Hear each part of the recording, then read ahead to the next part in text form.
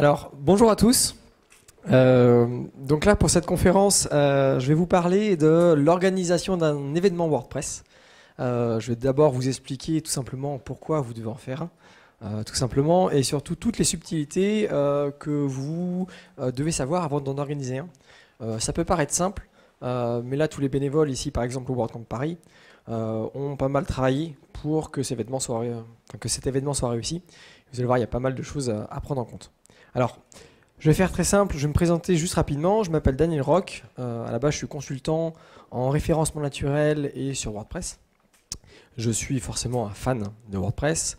Et là, surtout, aujourd'hui, je vais vous parler de l'organisation d'événements, puisque en novembre dernier, j'ai co-organisé un événement qui s'appelle le WP Tech, donc une journée de conférence technique qui a eu lieu sur Nantes.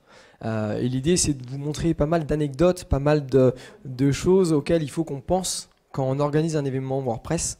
Pas mal de problématiques. Je vais aussi vous parler des WordCamp, pas mal de petites choses comme ça. Alors, juste pour rentrer en matière, très simplement, je vais vous demander ici, qui peut me dire, en levant la main, qui vit grâce à WordPress, qui en fait son métier? Qui ici est passionné par WordPress? Ça, c'est bien. Et ensuite, qui aime apprendre, partager, échanger dans son métier, dans sa manière de vivre? Vous devez donc tous organiser un événement WordPress. Tout simplement, pour ces trois bonnes raisons, puisque c'est comme ça que vous allez faire grandir WordPress, que vous allez améliorer la communauté, que vous allez adorer ce que vous faites au quotidien, que vous fassiez de la création de sites, de la formation, de l'audit, peu importe. Donc l'idée, c'est vraiment, vous avez toujours plein de bonnes raisons pour organiser un événement. La première question à vous poser, elle est toute simple, c'est sous quel format, sous quelle forme je vais créer mon événement. On pense très vite, on fait un WordCamp, puisque c'est souvent la terminologie qui est la plus connue d'un événement, mais il faut savoir qu'on peut faire un meet-up. Donc ça peut être une seule conférence sur une soirée, sur une après-midi, ce genre de choses. On peut faire un barcamp, vous allez dans un bar et vous échangez, ce qui est d'ailleurs fait pas mal en ce moment sur Paris, pour échanger autour de WordPress, sous la forme d'un déjeuner. Vous pouvez le faire également de manière immatérielle. Je vous parlerai par exemple du WordSesh, qui est un très bon exemple de conférence immatérielle qui est amenée. Vous pouvez faire des Skype, des Hangouts, enfin, on peut faire vraiment plein de choses sur WordPress. Ce que je peux juste vous conseiller par contre, et je vous le redirai, soit vous organisez de manière à avoir des gens qui savent organiser des événementiels, soit vous commencez petit. Le mieux souvent est de commencer par un meet-up, de créer une communauté avant de commencer à attaquer plus gros, puisque vous allez voir que ça peut paraître très simple en tant que participant, en tant que visiteur à un WordCamp, et en fait il y a plein de choses auxquelles il faut penser pour être efficace. Alors, je vais d'abord être un peu rébarbatif. Il y a des règles à respecter quand vous faites des événements WordPress, des règles légales. Vous ne pouvez pas faire ce que vous voulez. La première, c'est qu'en fait, WordPress a une licence GPL. La licence GPL, qu'est-ce qu'elle dit, pardon. Vous devez pouvoir utiliser librement WordPress. Vous devez pouvoir voir le code source de WordPress, le modifier, et vous devez être capable de le redistribuer. La première règle à respecter si vous faites un événement WordPress, c'est que votre événement doit respecter cette charte. Vous ne pouvez pas, par exemple, puisqu'il y a déjà eu le cas de figure, avoir des orateurs qui ne respectent pas cette licence. Par exemple, il y a eu le cas, alors je ne me souviens plus du nom, c'était pour une plateforme de thème qui ne respectait pas la licence. Ils ne pouvaient pas participer à un WordCamp puisqu'ils ne respectaient pas la licence GPL. Et ça, c'est votre première règle. La deuxième, elle est toute simple et toute bête. Vous n'avez pas le droit légal d'utiliser le terme WordPress dans votre événement. Vous n'avez pas le droit non plus, normalement, d'avoir le logo de WordPress à l'intérieur du vôtre. Je vous donne l'exemple de notre magnifique logo du WP Tech, qui théoriquement est illégal par rapport aux règles de WordPress. Ce qu'il faut savoir, c'est qu'en fait, toute la partie légale sur la terminologie des termes à utiliser, c'est WordPress Foundation qui s'en occupe. Et si vous voulez utiliser le logo WordPress ou le terme WordPress tel quel, vous devez systématiquement demander l'autorisation. Donc ici, je vous ai mis un joli petit lien, vous les contactez. Et si jamais ils refusent, vous n'avez pas le droit d'utiliser le terme. Alors, sur le terme, ce n'est pas très gênant, puisque la plupart des événements dont je vais vous parler ont souvent un petit peu chanter le problème, au lieu de s'appeler WordPress, on va s'appeler WP. Vous avez WP Tech par exemple, mais vous avez d'autres événements avec des noms complètement différents du type Pressnomics, qui lui est un événement dédié à la partie marketing et économie de WordPress, mais dont le nom ne pose aucun souci. Donc ça, c'est une des premières règles. On va continuer avec les choses un petit peu terre à terre. Et là, je vais parler plutôt de droit français. Si vous faites un site et un événement sur votre événement, vous devez avoir des mentions légales parfaitement claires. Alors, réinventez pas la poudre, vous demandez gentiment, nous c'est ce qu'on a fait. On est allé gentiment demander aux équipes du WordCamp Paris de pouvoir réutiliser leurs mentions légales, sachant qu'eux-mêmes l'avaient demandé à celle de Paris Web. Et en fait, vous allez vous rendre compte qu'il y a plein de règles du type, ici vous avez des caméras, vous avez des appareils photo, et il y a pas mal de règles, par exemple, liées au droit à l'image. Il y a des règles, par exemple, liées à la billetterie. Plein de choses comme ça. Donc, réinventez pas, vous demandez gentiment de les réutiliser, vous aurez des mentions légales qui tiendront la route, qui vont vous protéger vous en tant qu'organisateur et qui vont protéger aussi les participants, bien entendu. Vous avez aussi des choses encore plus terre à terre. Tout simplement, si vous faites un site web, vous devez avoir obligatoirement une déclaration faite auprès de la CNIL, comme quoi vous allez collecter des informations sur les participants. Adresse, numéro de téléphone, adresse email, etc. etc. OK ? Et bien entendu, essayez de respecter l'esprit de WordPress. On est dans une communauté open source, on est sur une communauté de partage, d'entraide. L'idée, c'est quand vous faites un événement, c'est ça. C'est-à-dire que faire un événement, faire des conférences, c'est bien, mais je pense qu'à peu près tous ici, vous êtes d'accord sur le fait que ce type d'événement, ce qui en fait aussi la force, c'est tous les off. C'est ce moment d'échange qu'on peut avoir avec l'ensemble de la communauté. Justement sur l'esprit WordPress, alors je vous donne quelques exemples, il y a des choses qui peuvent être intéressantes quand vous avez la capacité de le faire. La première chose, c'est essayer d'avoir cette notion de partage et d'entraide, notamment par exemple avec l'idée de faire avancer la communauté. Et c'est ce que vous avez souvent dans les WordCamp, ces journées de Contributors Day. Alors je ne sais pas si ça parle à tout le monde. Typiquement, c'est une journée, pas de conférence, mais sur laquelle en fait tout le monde va plancher et travailler sur WordPress. Je vous donne l'exemple du WordCamp Europe auquel j'ai participé, alors pas le dernier, celui d'avant. Et en gros, chacun se mettait par équipe. Vous aviez des équipes qui venaient faire que de la traduction, d'autres que du support, d'autres qui venaient faire travailler sur le corps de WordPress, etc., etc. Vous avez plein d'autres exemples aussi, c'est de se dire l'esprit de WordPress, c'est le partage. Vous avez aussi un très bon exemple, c'est Pressnomics. Pressnomics, eux, à chaque édition, ils font des bénéfices. Et systématiquement, ces bénéfices, ils les reversent à des associations caritatives. C'est toujours des choses qui respectent l'esprit de WordPress et qui sont assez sympas à faire si vous en avez la possibilité. Alors, je vais pas mal parler au début des WordCamp et vous expliquer aussi des règles légales. Alors, au-delà des règles de l'utilisation du terme WordPress, légalement, vous n'avez aucune obligation d'être un WordCamp. Là, je parle vraiment quand vous faites des journées de conférences.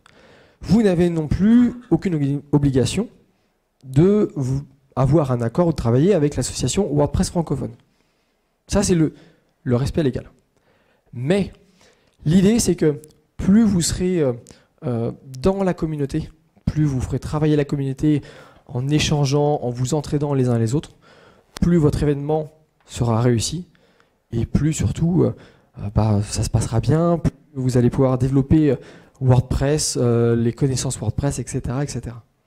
Ça, c'est que d'un point de vue légal. Et justement, je vais revenir sur les WordCamp, puisque nous, WP Tech, nous devions à la base être un WordCamp, et pour plusieurs raisons, nous nous sommes séparés de cette appellation-là. Je vais vous expliquer pourquoi.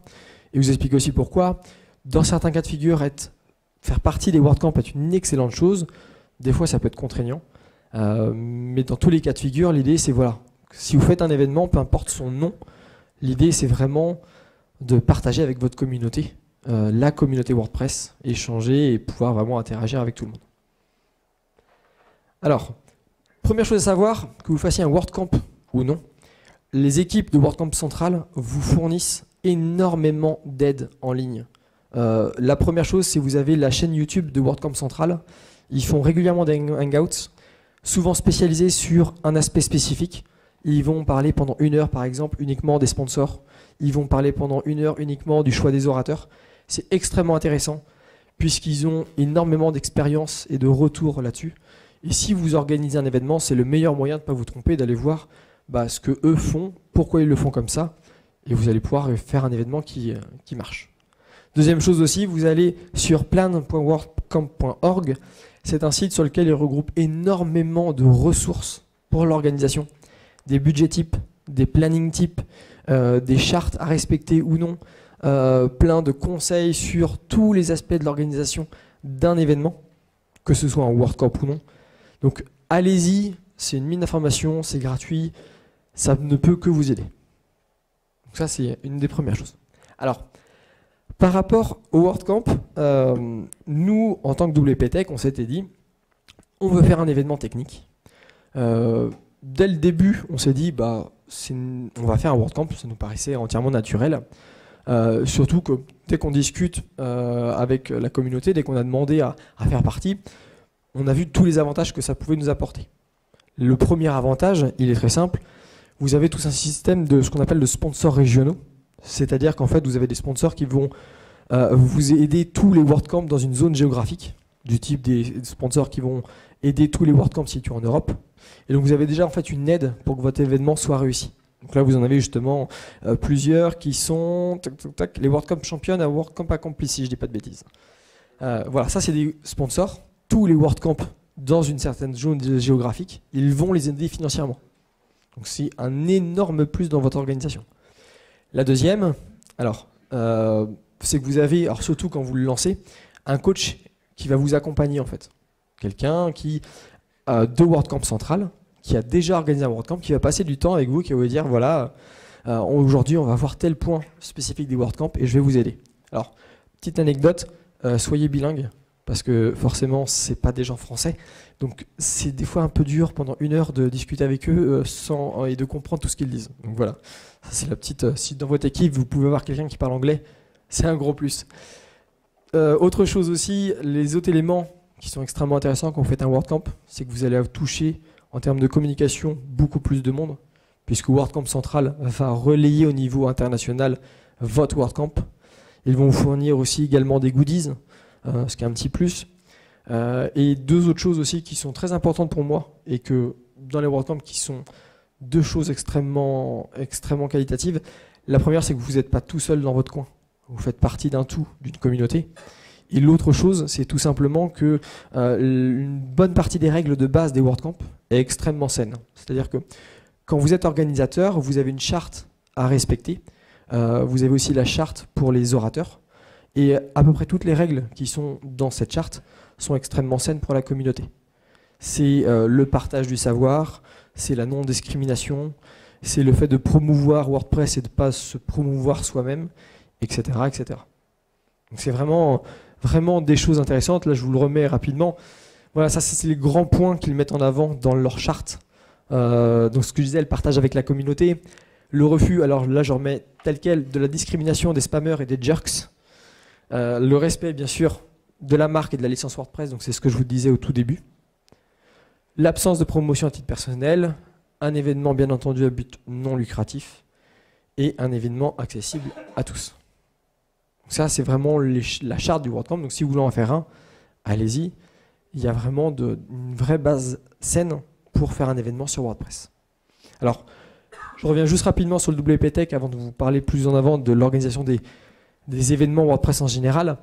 Il y a malheureusement quelques inconvénients qui, dans la plupart des cas, normalement, ne posent pas de problème. Nous, on avait une spécificité technique dans notre approche. Et notre problématique, c'est qu'on avait des règles à respecter également dans notre organisation.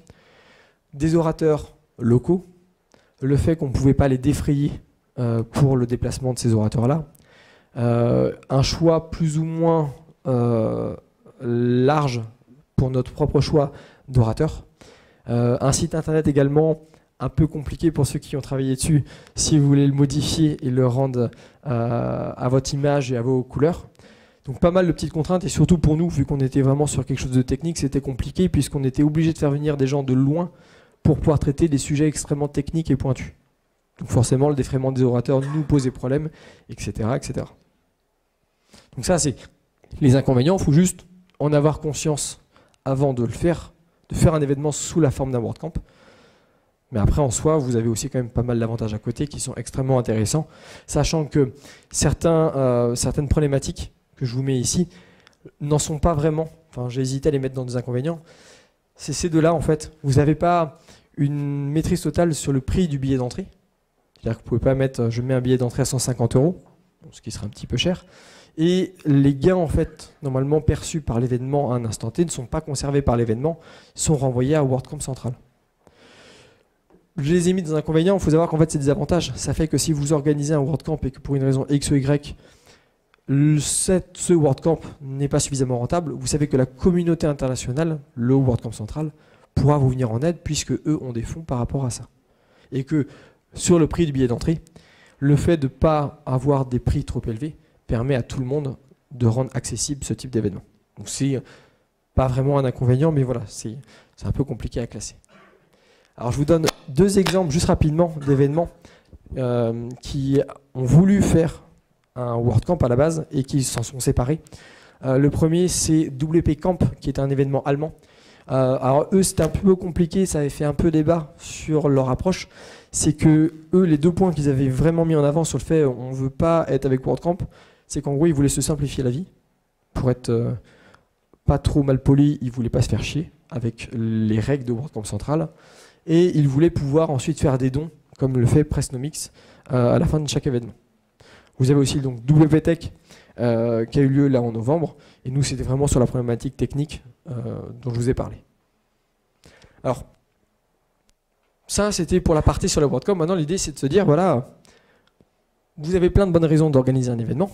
L'idée, c'est de faire en sorte que cet événement soit réussi, que tout se passe bien et que vous ne fassiez pas d'erreur, puisqu'en fait, il y a plein de petites choses auxquelles on ne se rend pas compte quand vous allez organiser. Alors, la première chose, ne jamais oublier qu'aucun événement ne sera parfait. Vous oublierez toujours quelque chose, vous ferez toujours des erreurs dans l'organisation, dans votre planning, dans votre budget, dans ce que vous voulez.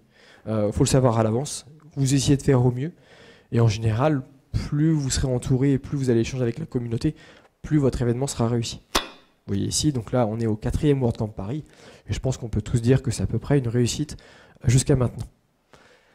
Autre chose aussi, essayez de tout planifier à l'avance, de lister. Plus vous allez planifier l'ensemble des éléments dont vous allez avoir besoin, plus vous êtes sûr de réussir.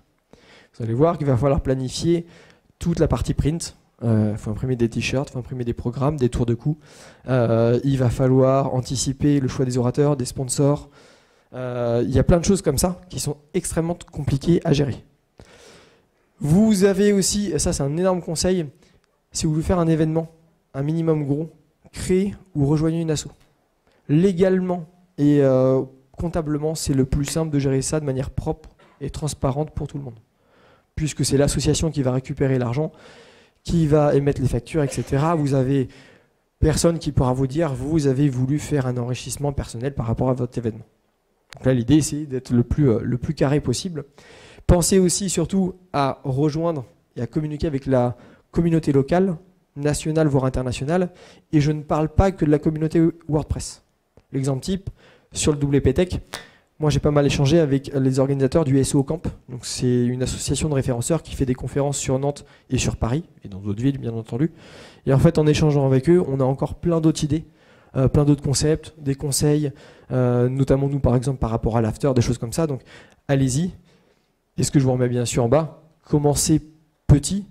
Nous, ce qu'on a fait au WPTech, c'est qu'on avait la communauté de WordPress Nantes qui était déjà active, qui organisait des meet-up régulièrement. Donc on avait déjà en fait une base saine communautaire sur Nantes, dont le créateur WordPress Nantes qui est caché juste derrière. Si bon. Voilà, l'idée c'est essayer de ne pas faire trop grand trop vite si vous voulez réussir votre événement sans aucun souci. Autre conseil aussi de manière générale, ne jamais être seul. Ayez, au-delà du coach là, du WordCamp, toujours quelqu'un de bilingue, puisque vous aurez toujours à échanger en anglais. L'exemple typique, c'est quand WooCommerce a voulu sponsoriser, Wootem pardon, a voulu sponsoriser notre événement. Et disons que les premiers échanges de mails étaient un petit peu compliqués pour se comprendre sur ce qu'on pouvait leur proposer, ce que vous voulez faire par rapport à notre événement. Donc, il y a toujours quelqu'un qui parle anglais. Et bien entendu, ayez aussi un nombre de bénévoles minimum. C'est-à-dire qu'au départ, on était 4. On se dit, bon, 4, on est large. Non, en fait, ce qu'il faut savoir, c'est que vous avez besoin de bénévoles et d'un certain nombre de bénévoles. Je vous donne juste quelques exemples. Ici, à tout temps au WordCamp Europe, vous avez quelqu'un à l'accueil. Donc vous avez déjà un bénévole qui est mobilisé. Dans chacune des salles, vous avez quelqu'un qui gère la caméra. Vous avez aussi quelqu'un qui gère le timing, normalement, voilà, qui va me dire quand je suis à la bourre. Vous avez aussi les autres qui vont gérer tout ce qui est logistique, puisqu'il faut gérer les pauses, il faut gérer le repas du midi, il faut gérer l'after, etc., etc. Donc pensez-y, être 2-3 pour faire un gros événement comme ça, ce ne sera pas suffisant si vous voulez faire quelque chose de bien pour la communauté et puis pour votre journée. Je vous l'ai mis ici, alors c'est juste, alors c'est pas un ordre de priorité, c'est pas un ordre de hiérarchie dans votre organisation. Retenez que si vous voulez réussir un événement, quel qu'il soit, vous avez quelqu'un qui doit être ce que j'appelle le chef de projet. C'est pas celui qui décide, c'est juste celui qui s'assure que tout est coordonné entre chaque personne qui s'occupe de chaque point. Le mieux, c'est quand, dans ce type d'événement, vous allez avoir quelqu'un qui va gérer uniquement les sponsors, un qui va gérer uniquement les orateurs, un qui va gérer uniquement le traiteur, etc. Et on va dire, celui qui est, entre guillemets, chef de projet, il vérifie juste que, entre guillemets, le planning est respecté, qu'on avance dans la bonne voie, qu'on n'a pas oublié un truc en cours de route, etc., etc.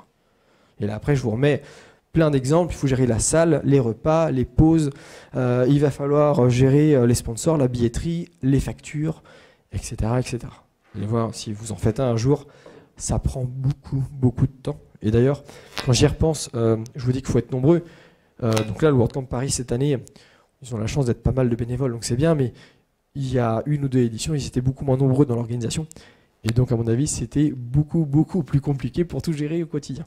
Donc voilà, il faut savoir, plus vous serez nombreux, plus vous serez efficace. Autre chose aussi, sachez que vous allez devoir gérer de l'argent. Vous allez avoir peut-être une notion de stress par rapport à ça, surtout si, dans le cadre d'une journée de conférence, si vous ne le faites pas sous la forme d'un WordCamp. Puisque là, si vous n'avez pas vos rentrées d'argent par rapport à vos dépenses, ce sera pour votre pomme. Donc l'idée, c'est de bien faire un budget pour l'ensemble de vos dépenses. Et comme je vous disais, quelques petits conseils, pardon. Créer une association, ça c'est ce que je vous ai dit. Créer un compte bancaire dédié, ça paraît couler de source. Et alors le troisième point que nous on n'a pas fait et on a galéré, c'est de automatiser les factures.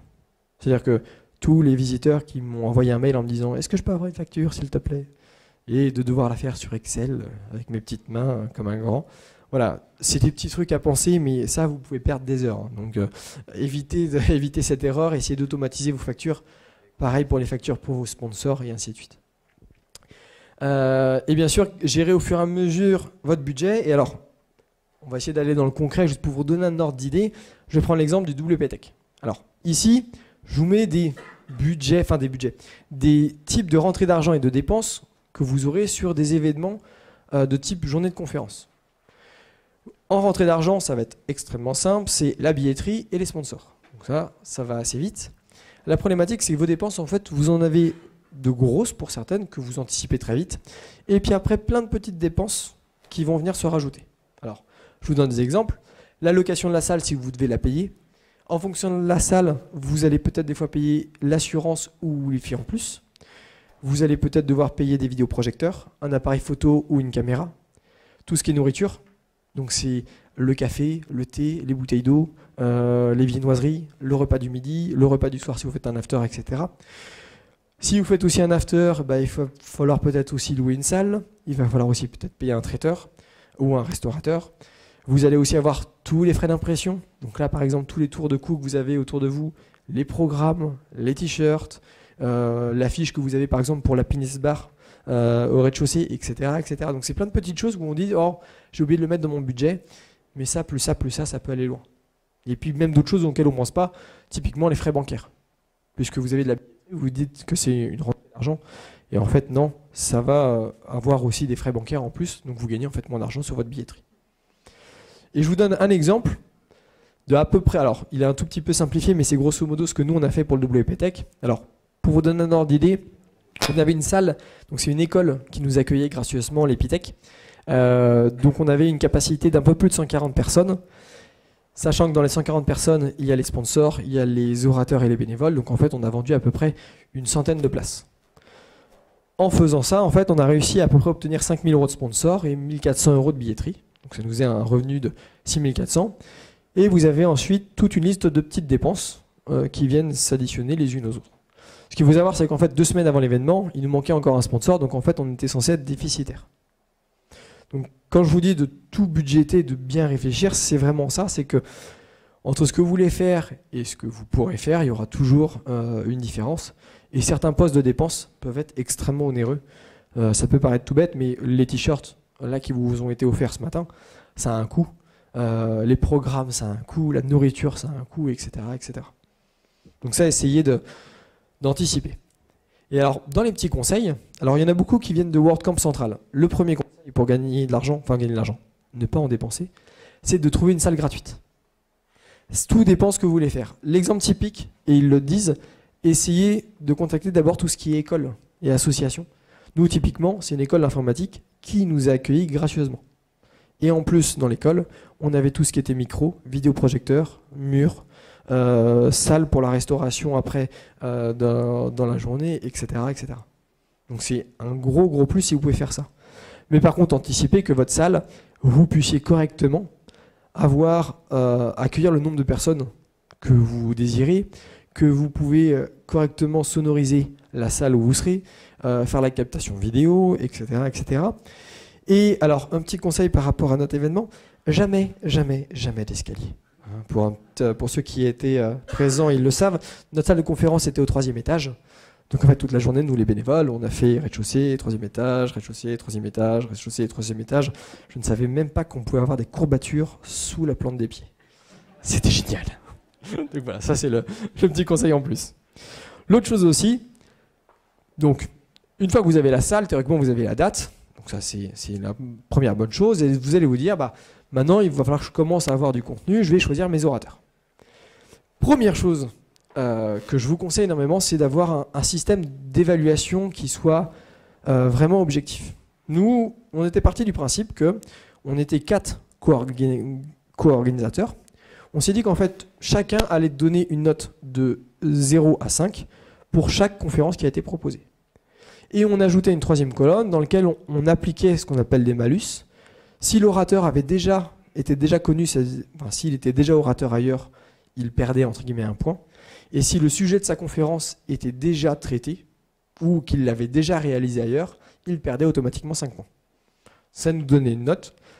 Automatiquement, il y a eu toute une partie des conférences, c'était logique pour nous. On s'est dit, bah oui, effectivement, ces conférences, elles sont géniales, elles vont être très intéressantes. Toute une partie qu'on a éliminée d'office. Et après, bon, au WordCamp Paris, vous avez dû voir ça aussi. C'est toute une partie de conférence, vous dites, ah, elles sont toutes intéressantes, mais laquelle on va choisir? Donc c'est toujours un peu compliqué puisque vous allez toujours devoir choisir. Et la problématique que vous allez voir, c'est il va falloir, pendant vos choix, non seulement prévenir les orateurs qui n'ont pas été retenus et gérer ce que j'appelle les égos de ces différentes personnes. Il y a des gens qui, forcément, quand elles ne sont pas retenues, le prennent mal dans le sens... Bon, ça fait jamais plaisir quand on vous dit bah non, vous n'avez pas été retenu. Mais il faut savoir qu'aussi vous aurez des gens qui risquent de s'énerver. C'est-à-dire qu'on a eu 1 ou 2 personnes qui avaient proposé des conférences pour le WP Tech et qui nous disaient je comprends pas, ma conférence est plus intéressante que celle qui est dans le programme, pourquoi on m'a pas choisi, c'est toujours les mêmes qu'on voit, etc., etc. Donc ça, il faut juste savoir que ça arrivera et qu'il faudra gérer ces personnes lors des choix des orateurs. Donc ça, c'est vraiment des choses à faire. Normalement aussi, une très bonne règle, si vous voulez faire un bon événement, c'est de vérifier les présentations à l'avance. Alors, mea culpa pour la mienne, non. Dans toutes les conférences que j'ai fait, alors pour vous donner un ordre d'idée, j'ai fait des conférences ici au WordCamp Paris, j'en ai donné dans pas mal de conférences liées au référencement. Et dans beaucoup de conférences, en fait, on vous demande à l'avance vos slides. Pas pour le plaisir de vous fliquer, mais c'est parce que de temps à autre, vous arrivez avec un orateur qui va parler uniquement de lui, de ses produits ou de ses services. Pour l'avoir vécu en tant que participant dans d'autres événements, effectivement, c'est les conférences les moins intéressantes, et donc c'est toujours bien quand l'organisateur peut le vérifier. Alors, le problème, c'est que les gens ne vont pas forcément vous donner les slides. Si je prends l'exemple de Julio, c'est très compliqué pour récupérer ces slides à l'avance. En général, il les a fait 1 heure avant la conférence. Voilà. Ouais, après, vous pouvez le tenter, hein, mais c'est un peu compliqué. Ce qu'il faut savoir aussi avec les orateurs, en fonction du lieu où vous le faites, du type d'événement que vous allez faire, vous allez des fois devoir les aider à trouver un hôtel et à gérer leur transport. Alors, je ne parle pas forcément du défraiement, Mais si quelqu'un vient de loin, alors sur Paris ça va à peu près, mais nous par exemple Nantes, il fallait qu'on les guide un petit peu en disant bah voilà, pour l'hôtel, par rapport à la salle de conférence, il vaut mieux aller à tel endroit ou à tel endroit, c'est là où ce sera le mieux pour vous et le plus pratique. Donc, pensez-y parce que c'est pareil, ça va être quelque chose d'utile. Autre chose aussi, alors qu'on a complètement zappé au WPTech, apprenez à détester les Macs. Parce que les Macs, il faut savoir que quand vous avez une salle et un vidéoprojecteur, c'est pas très compatible en fait. Donc là, ici, ils ont bien travaillé, vous voyez, ils ont prévu les adaptateurs pour les ordinateurs Mac. Mais sachez-le, en fait, anticipez que c'est pas parce que l'orateur vient avec son ordinateur qu'il va pouvoir se connecter directement et diffuser ses slides. De la même manière, et donc là, par exemple, ça a été très bien fait au WordCamp Paris, c'est juste qu'on n'a pas tous lu nos emails, on vous dit attention, quand vous faites des slides, vous les préparez, il vaut mieux les mettre dans tel format pour que ça passe bien au vidéoprojecteur. Typiquement, moi je fais mes slides, je suis super content de moi, et puis juste quand j'ai fini, je relis le mail. Et puis là, il y a marqué il faut faire format 4 tiers. Ah mince, je suis en 16/9. Donc j'ai refait mes slides pour les remettre. Donc ça, c'est toujours du petit détail, mais voilà, c'est des choses auxquelles il faut faire attention. Et l'autre chose aussi, et souvent on va se battre, quand l'orateur, vous lui dites oui, vous lui demandez est-ce que tu peux me donner s'il te plaît une photo de toi, un descriptif de toi et un descriptif de ta conférence. Et là, vous allez ramer, vous allez envoyer des mails, vous allez renvoyer encore des mails et ainsi de suite pour récupérer toutes les photos, les descriptions, etc. etc. Donc il y a des orateurs qui jouent le jeu, il y en a où c'est un petit peu plus compliqué pour faire un site où vous allez réellement présenter votre événement. Ça, c'était pour les orateurs. Bon, je pense que ça reste à peu près clair pour tout le monde. Dans les autres gros points que vous allez avoir à traiter, c'est tout simplement les sponsors. Les sponsors, c'est simple. Vous allez déterminer que plusieurs niveaux de sponsors. Donc là, je vous en donne 4 qui sont des sponsors type, quel que soit le type d'événement. Vous avez souvent des niveaux or, argent, bronze et micro. Et l'idée, c'est de vous poser la question, pour chacun de ces niveaux, qu'est-ce que je donne en retour ? Il y a peu d'entreprises qui vont vous donner de l'argent juste pour le plaisir, sans avoir rien en retour. Et vous pouvez jouer sur pas mal de choses, en fait, pour les attirer, pour promouvoir votre événement et promouvoir la communauté WordPress. Vous pouvez leur offrir des tickets gratuits, vous pouvez leur offrir une invitation au repas des orateurs, le fait de pouvoir diffuser leurs goodies auprès des participants, des remerciements lors des différentes interventions des organisateurs, etc., etc. Ici, je ne vous mets aucun chiffre, etc. Précis par rapport à ce qu'on peut faire en termes de montant parce que c'est extrêmement relatif à votre événement. Je prends l'exemple. Le WordCamp Paris, si on compare par rapport au niveau de sponsor du WPTech, c'est le double, le triple. Mais c'est logique, plus de monde, plus de notoriété, plus de communication. Si je prends l'inverse, le WordCamp Europe, on est encore à au moins du 2 à 3 fois ce que fait le WordCamp Paris. Pourquoi ? Parce qu'on ne touche pas la même zone géographique, ni le même nombre de personnes, et ainsi de suite. Donc tout dépend de ce que vous allez faire, et ça je vous conseille vraiment d'échanger, c'est-à-dire que, pas avec vous, mais de contacter une ou deux entreprises en disant voilà, on commence à organiser ça, et leur demander malheureusement leur avis pour une ou deux, au moins pour savoir si vous partez dans la bonne voie ou si vous êtes complètement à côté de la plaque, surtout lors du premier événement que vous allez faire. L'autre moyen aussi, hein, on ne réinvente pas la poudre, on va voir les autres sites, les autres événements web qui existent, et on regarde leur appel à sponsor, et on regarde les niveaux et les montants qu'ils ont mis. Ça ne veut pas dire qu'on va faire un copier-coller, mais au moins on va voir si oui ou non ça tient la route et si on peut l'adapter ou non à ce qu'on fait en tant qu'organisateur d'un événement WordPress. Alors, petite règle aussi. Alors, il y a des petites choses, c'est vraiment des détails, mais première chose, aucune exclusivité dans le choix de vos sponsors. Alors, je m'explique. Parce qu'on a eu la problématique, on s'est posé la question, finalement on n'a rien fait de tel, mais on a eu plusieurs prestataires qui se sont proposés en sponsor. Et notamment, on a eu un hébergeur qui s'est proposé, One and One, on a accepté qu'il soit sponsor bien entendu, et juste après un autre hébergeur. Et puis on s'est posé la question, ouais, mais si j'accepte un deuxième hébergeur, est-ce que le premier va pas mal le prendre? À vrai dire, on s'en fiche. Puisque normalement, si le sponsor vous dit oui, qu'il est prêt pour un montant à aider la communauté, aider votre événement, le fait qu'il y ait deux hébergeurs ou deux agences web ou deux consultants ou deux ce que vous voulez, c'est pas gênant. L'autre chose aussi, ça peut paraître très bête, essayez de déterminer à l'avance la taille de ces sponsors dans vos supports. Pourquoi je vous dis ça? Parce que vous allez dire, pour le or, l'argent, le bronze par exemple, vous allez mettre des logos et vous allez essayer de déterminer un ordre de taille. Alors, sachez que ça va vous prendre la tête parce qu'il y a des logos qui sont au format carré, d'autres au format rectangle. Et ce qui fait qu'en fait, même en donnant une taille par défaut, vous allez avoir un sponsor argent qui tout d'un coup est aussi gros qu'un sponsor or. Parce que son logo est carré alors que l'autre est rectangle. Donc ça, c'est des trucs juste extrêmement chiants. L'autre chose aussi, et alors ça c'est une difficulté que je pense tous les événements ont, vous vous dites, j'ai un événement WordPress, je lance un appel à orateurs.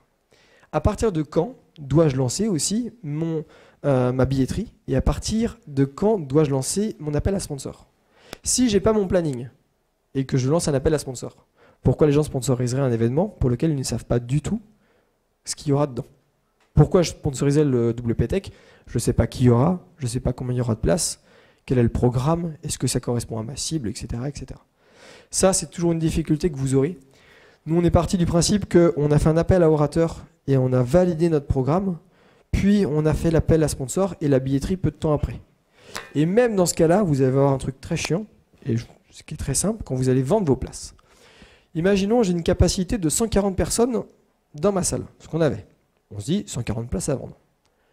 Dès les 140 places, vous éliminez déjà les bénévoles. Donc déjà, vous dites, allez, j'en enlève au moins 10, je suis à 130, je suis bien. Si je mets 130 places à vendre et que je vends mes 130 places, je ne peux plus offrir mes places pour mes sponsors. Le problème, c'est que si j'en mets 100, mais que j'ai tout d'un coup plus de 30 places à offrir pour mes sponsors, je suis bloqué. Et nous, c'est exactement le cas qu'on a eu avec le dernier sponsor. Le dernier sponsor nous a dit, voilà, sponsor bronze, je veux sponsoriser le WP-Tech. On a dit oui, mais on n'a plus de place. Donc on ne peut pas vous inviter pendant l'événement, on ne peut pas vous inviter au dîner des sponsors. Donc c'est un petit peu compliqué. Donc sachez-le, cette notion des dernières places, c'est toujours très compliqué. Souvent ce qu'on peut faire, ce qu'on fait d'ailleurs justement le WordCamp Paris là, cette année, c'est qu'on ne va pas vendre tout d'un coup, on fait un premier jet de vente, qui en général part très vite. On voit comment ça réagit aussi au niveau des sponsors, et puis au fur et à mesure on ajuste pour continuer à vendre nos places ou pas les vendre. L'autre chose aussi, des choses toutes bêtes auxquelles on ne pensait pas du tout, c'est qu'à chaque fois que vous avez un sponsor, vous devez remodifier tous vos supports de com, tous vos emails, qu'ils soient automatisés ou vos emails personnels, bien sûr votre site, et tout autre endroit où vous affichez vos sponsors. Donc, voilà, il va falloir juste penser à automatiser ça.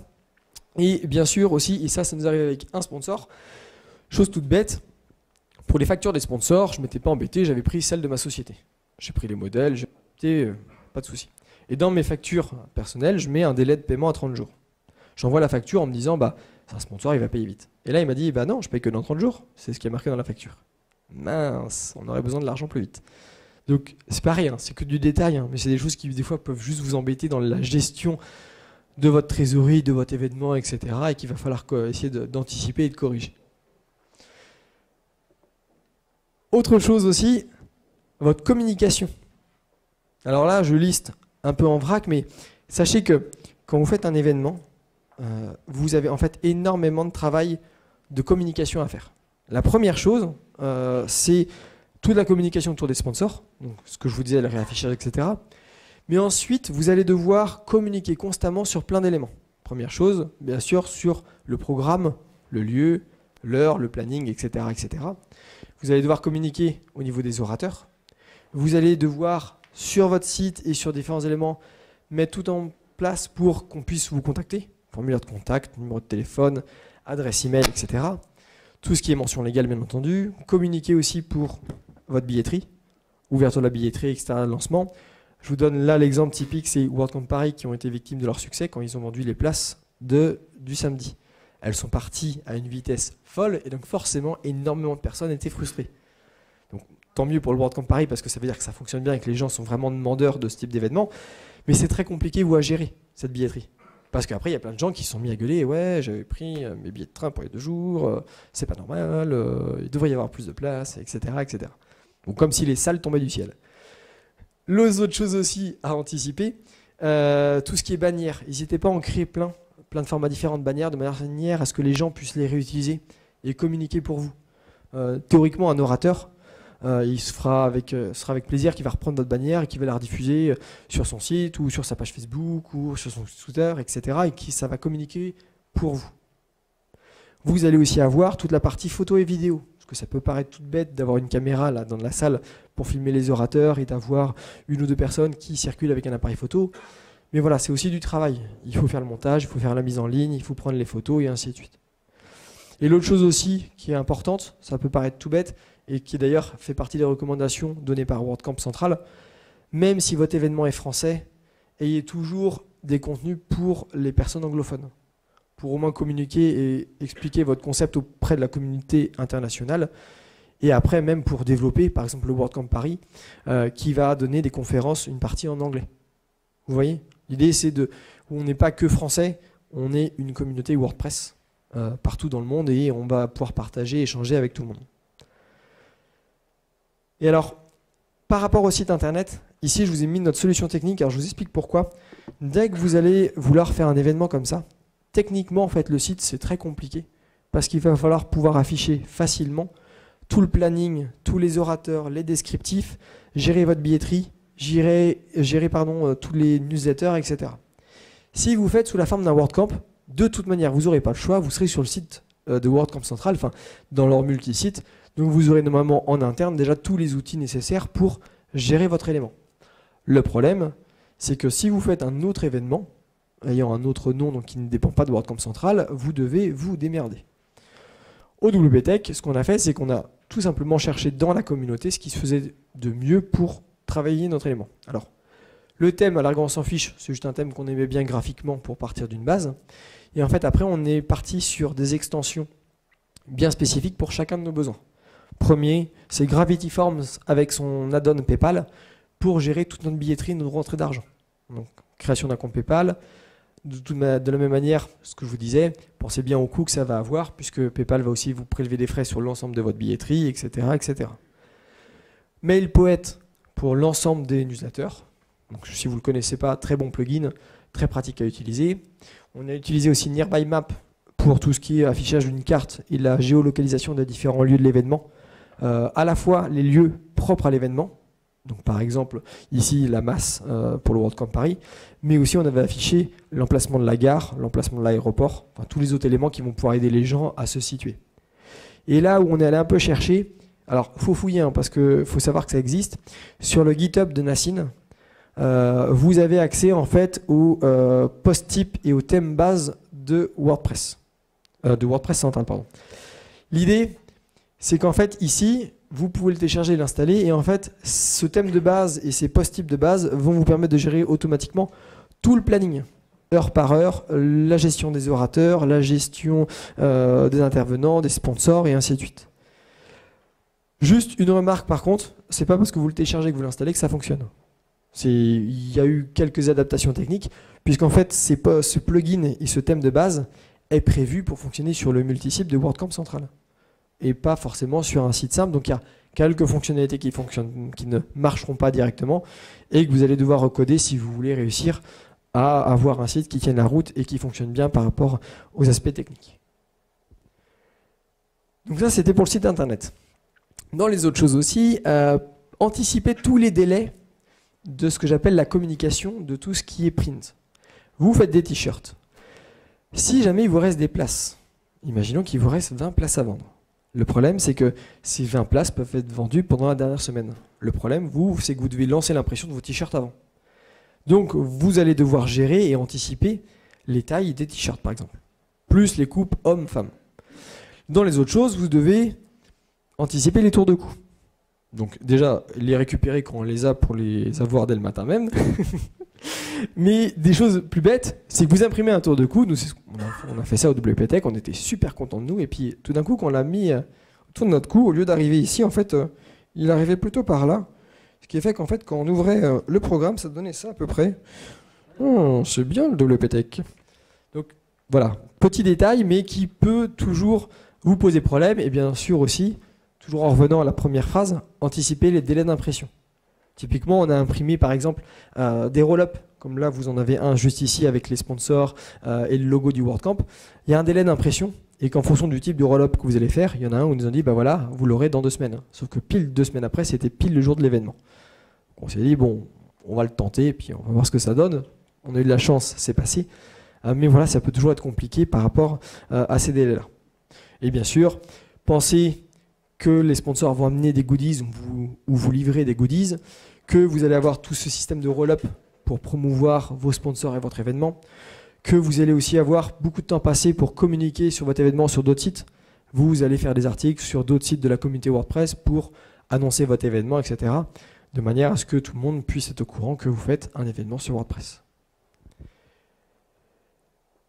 Autre chose aussi, pensez-y parce que je crois que c'est le truc sur lequel on a le plus galéré au WP Tech, c'est la vidéo. D'avoir une caméra, d'avoir aussi un bon appareil photo et d'avoir des gens qui vont gérer ça. Et surtout d'avoir du bon matériel, puisque nous, on s'était dit, on fait confiance à un prestataire qui nous louait une caméra. En fait, c'était un appareil photo. Et manque de peau, en fait, les vidéos ne pouvaient pas faire plus de 30 minutes. C'est-à-dire qu'au bout de 30 minutes, la vidéo coupait. Donc les personnes derrière la caméra devaient être super réactives pour réenregistrer tout de suite après une deuxième vidéo sans perdre une partie de la conférence. Donc c'est des choses toutes bêtes qu'on pense pas forcément. On se dit, bah, j'ai loué une caméra, ça va marcher, je vais faire un super événement WordPress. Et c'est pas forcément le cas en fait. Vous allez aussi avoir, bien sûr, toute la partie vente des places et de la billetterie. Alors ça reprend une partie des choses que je vous ai expliquées juste avant. Ne vendez jamais toutes vos places d'un coup, notamment par rapport à votre problématique de places offertes pour vos sponsors, places restantes pour vos bénévoles et de faire en sorte que les gens soient au courant de la vente des places.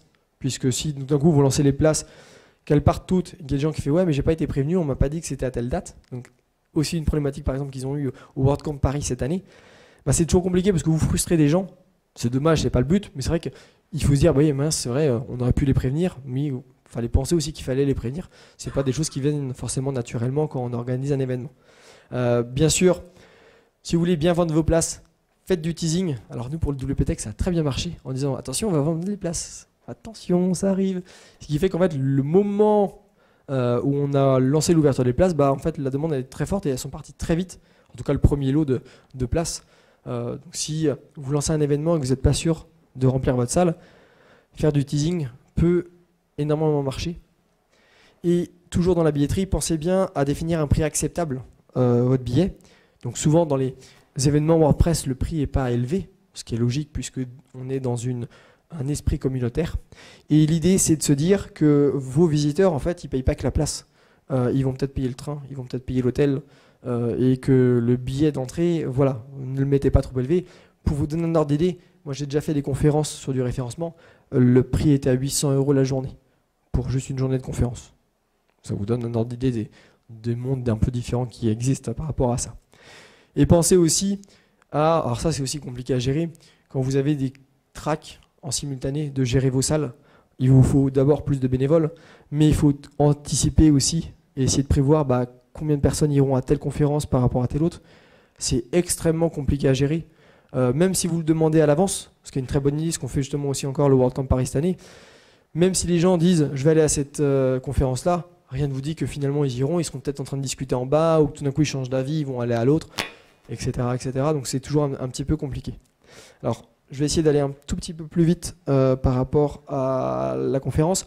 Pensez à toutes les petites choses toutes bêtes. Si vous faites de la nourriture, donc le midi ou un after, anticipez les gens qui ont des intolérances ou qui sont végétariennes, parce que ces personnes-là, voilà, vont pas pouvoir manger, donc ça va toujours être compliqué. Pensez aussi aux bouteilles d'eau, puisqu'il fait très chaud, souvent dans les salles, etc. Et c'est toujours un plus pour les participants d'avoir de quoi boire. Pensez aussi, ça c'est pour l'avoir vu dans une autre conférence aussi, aux prises de courant. Typiquement, la dernière conférence que j'ai faite dans le référencement, ils avaient le concept le midi d'avoir des personnes qui viennent faire des croque-monsieur maison. Ce qui est une très bonne idée. Le problème, c'est qu'une machine pour un croque-monsieur, ça prend beaucoup d'électricité. Et en fait, ils ont fait sauter les plombs à répétition tout le midi. Donc c'était un petit peu compliqué pour manger. Et pareil, c'est du détail, hein, mais faut anticiper ce genre de problématique. Et là, bien sûr aussi, anticiper tout ce qui est lieu de pause. Est-ce que ma salle sera suffisamment grande pour accueillir tout le monde, ou est-ce que ça va être compliqué pour manger, pour prendre le café, et ainsi de suite. Pour terminer sur la partie logistique, et juste pour la partie after, nous on a aussi eu beaucoup de mal. C'est-à-dire qu'au début, on ne vendait pas des places pour l'after. On disait aux gens, quand on a vendu nos billets, est-ce que vous voulez participer à l'after? On a eu 110 personnes qui nous ont dit oui, on voudrait bien participer à l'after. Et on s'est dit, un samedi soir, 110 personnes, un lieu, sans payer, c'est très très compliqué. Alors, je Je vous donne une astuce par rapport à nous dans l'événement, c'était pratique. Comme on devait accueillir beaucoup de monde, on n'avait pas les moyens de louer une salle, puisque les tarifs qu'on nous donnait, ça allait du 1000 à 2000 euros juste pour louer la salle, et on n'avait pas encore de nourriture ou de boissons pour les gens. Donc l'idée, surtout si vous le faites un samedi soir, c'est que vous avez des restaurants, des traiteurs ou des salles qui ouvrent uniquement du lundi au vendredi. Typiquement, souvent c'est des brasseries pour les gens qui travaillent. Contactez-les, des fois ils seront prêts à ouvrir juste pour vous. Nous ça a été le cas, on a eu un restaurant, ils ont ouvert juste pour nous le samedi soir.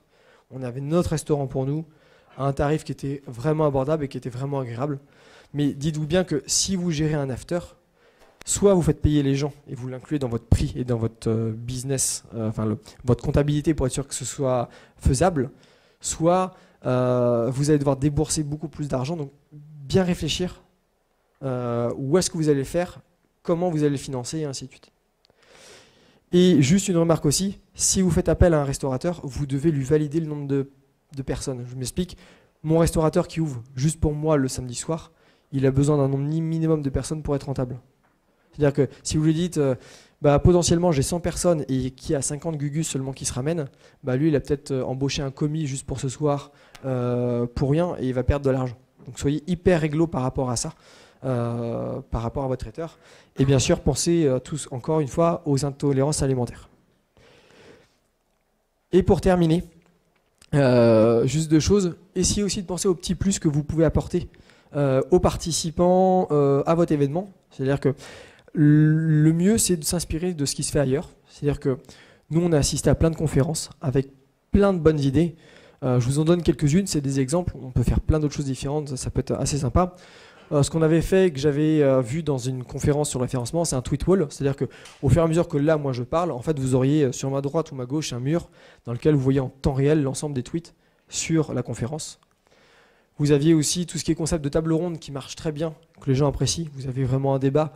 L'exemple typique, c'est l'année dernière au WordCamp Paris avec un débat, une table ronde lors de la dernière journée sur les thèmes qui était super intéressante, sur vraiment un échange d'idées. D'autres choses là qu'on avait organisé pour le WPTech, c'était un jeu concours dans lequel en fait on questionnait les gens par rapport aux conférences qui s'étaient passées dans la journée pour voir déjà s'ils avaient suivi. On est méchants. Et en plus, voilà, on essayait de leur faire gagner des livres, etc. Donc il y a Erol qui nous en avait donné. Oz aussi avait ramené un bon carton de ses livres sur le développement de plugins. Enfin, c'est des choses qui sont assez agréables, pas trop compliquées à organiser et que les gens trouvent plutôt marrantes. Et un dernier exemple que j'avais trouvé extrêmement intéressante dans toujours une conférence sur le référencement. Alors c'est l'image de droite, c'est qu'en fait sur le programme que vous avez, il s'était dit, voilà, on sait que dans notre métier, il y a beaucoup de gens qui cherchent un emploi ou qui cherchent à recruter. Donc quand les gens arrivaient le matin, on leur demandait, est-ce que vous cherchez un emploi ou est-ce que vous voulez recruter quelqu'un?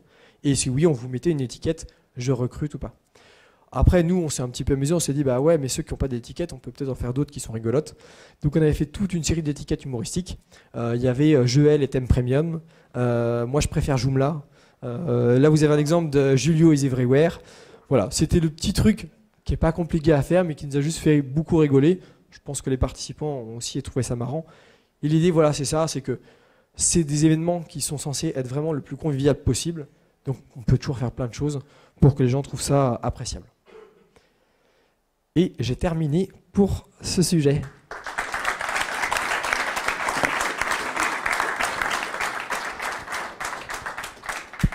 Si vous avez des questions.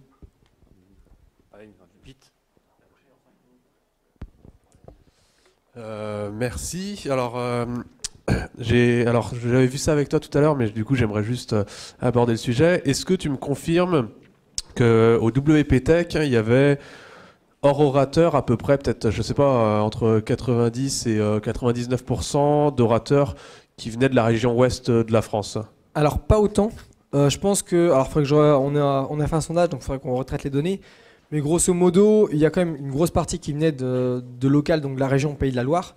Mais on a eu des gens qui sont venus d'un peu partout, qui sont venus de Paris, qui sont venus de Lille, de pas mal de régions et de villes de France. Et du coup, voilà, ça laisse de la place pour le reste de la France. Et comme dans tes slides, tu avais expliqué qu'il fallait 5 bénévoles minimum, c'était une bonne chose. Je ne sais pas ce que vous pensez, mais j'aimerais juste me dire, tiens, on peut faire peut-être un sondage dans la salle. Là, si vous êtes là, c'est bon, c'était peut-être quelque chose qui intéressait. peut-être un sondage sur, vous savez, le premier indicatif du numéro de téléphone. Par exemple, du côté de Nantes, ça va être 02. Je ne sais pas, essayer de se dire, il y en a 5 indicatifs, en tout cas pour la France. Essayer de voir qui se situe dans une zone géographique en 01, etc. pour que déjà les personnes puissent voir visuellement, se dire, bah tiens... Qui vient d'où? Alors, on va faire rapidement, vu qu'il ne reste pas beaucoup de temps par rapport à la conférence d'après. Qui est dans l'indicatif 01? Ah, vous n'êtes pas si nombreux en fait. Indicatif 02? Les meilleurs, c'est les meilleurs. 03? Il n'y a pas grand monde. 04? Un peu plus. Et 05? Alors 05, il n'y a personne. Il n'y a pas de 05? Non? Si, je sais plus. Bref. Bon, effectivement, oui. Il y a toujours moyen. Enfin, ce que je vous disais, l'événement WordPress, on peut en faire énormément. Il y aura toujours des gens intéressés dans n'importe quelle région. Une question rapide que je pose à la fois à Daniel, mais aussi je serais intéressé par avoir une réponse d'un organisateur du WordCamp.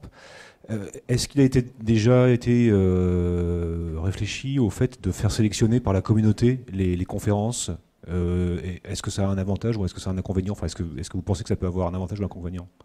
Alors, nous, je sais qu'on n'y a absolument pas pensé. Enfin, ça ne nous est même pas venu en tête, enfin, personnellement. Après, effectivement, ça peut être intéressant. Par contre, après, il faut le gérer.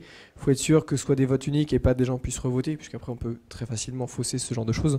Mais après, pourquoi pas, effectivement, ça peut être le plus intéressant pour choisir une conférence. Nous, juste pour à titre d'information, WPTech, avant même de faire l'appel orateur, on avait fait un sondage en disant on veut faire une conférence technique, quels sont les sujets qui vous intéresseraient? Et on avait déjà toute une liste de gens qui nous disaient bah voilà, moi je suis intéressé par les performances, moi je suis intéressé par le référencement ou par n'importe quoi d'autre.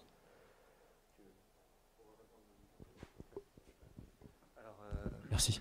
Moi, je suis donc du WordCamp Paris.